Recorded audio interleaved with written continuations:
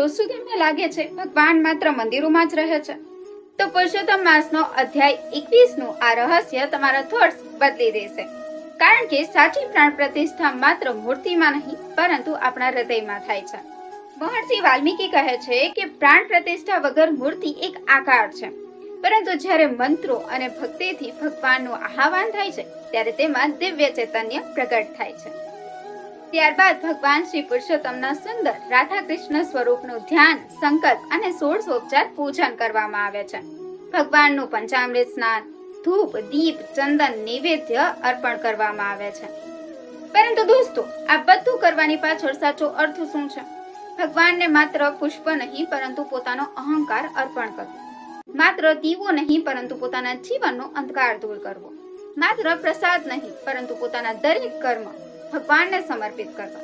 પુરુષોત્તમ માસમાં અખંડ દીવો અને તલનું હવન કરવાથી વિશેષ પુણ્ય મળે છે તથા ભક્તિ વધુ મજબૂત બને છે. તો દોસ્તો, આ અધ્યાય આપણને શીખવે છે કે જ્યારે આપણું હૃદય ભગવાનનું મંદિર બની જાય, જ્યારે આપણા દરેક કર્મ અને વિચાર ભગવાનને સમર્પિત થઈ જાય, ત્યારે જ સાચી પ્રાણ પ્રતિષ્ઠા થાય છે. અંતે આવી ભક્તિ દોસ્તો મનની શાંતિ, જીવનની સફળતા અને પરમધામનો માર્ગ ખોલી આપે છે. તો દોસ્તો, આવી જ દિવ્ય કથાઓ જાણવા માટે ફોલો કરવાનું ભૂલતા નહીં. ધન્યવાદ.